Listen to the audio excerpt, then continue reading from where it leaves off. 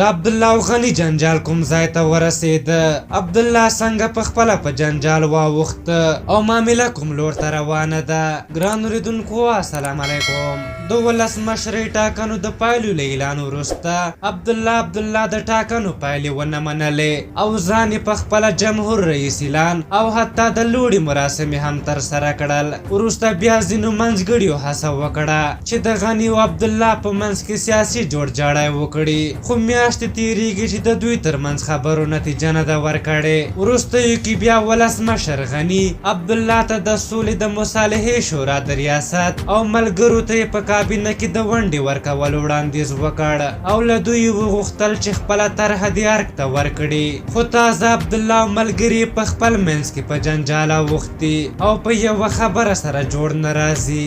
د عبدالله د ټیم ترمنځ د اختلافاتو د رسېدلي راپور له مخې ویل شوي چې د صلاح الدین په مشرۍ جمعیت اسلامي ګوند له عبدالله سره په جنجال دی او د عبدالله طرحه نه مني. اوس کریم خلیلي د دغه اختلافاتو د هواري لپاره د عبدالله په ټیم کې دننه په منځګړیتوب بوخت دی. اختلافات له دې امله دي چې عبدالله د مصالحې شورا مشري منلې، خو احمد ضیا مسعود او صلاح الدین رباني پر عبدالله فشار راوړی چې له صدارتي نظام راوستلو پرته دی پر بل شي هوکړه نه کوي.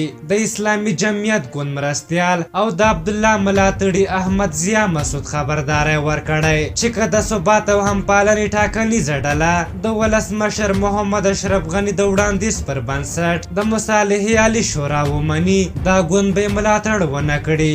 دا جناب وایي د ټاکنو پایلې د باطل اعلان شي او دواړو خواو ته د 50-50 سلنه برخه ورسیږي او د سیاسي تفاهم پر بنسټ دی یو مشارکتي حکومت جوړ شي. په هر حال اوس کریم خلیلي او نور لګیا دي او په خپل منځ کې جوړجاړی کوي او بالاخره دوی به یوه طرحه جوړه کړي. خو د انتخاباتو ولس ته ډېره ترخه تجربه ورکړه، خلکو د سر په قیمت رایې واچولې. خو دا دی اوس یو ځل بیا دوه سری حکومت په لاره کې دی. اخ وطنه څه د لیوانو لاس ته لوېدلی. په هر حال تاسو د دغې موضوع په هکله څه نظر لرئ؟ خپل نظرونه هم راته په کومنټ کې ولیکئ. که زموږ ویډیو مو خوښه شوې وي ضروري لایک کړئ. تر بلې ویډیو مو په لوی او بخښونکي خدای سپارم. د الله په امان.